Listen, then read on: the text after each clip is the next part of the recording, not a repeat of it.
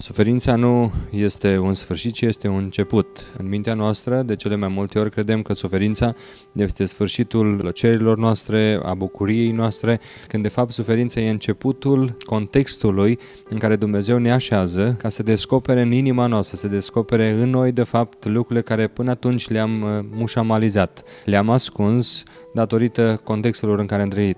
Pentru că suferința are de-a face mai mult cu inima decât cu trupul, are mai mult de-a face cu caracterul nostru decât ceea ce oferim, ceea ce facem în fiecare zi, pentru că ea, suferința, vorbește despre cine suntem noi.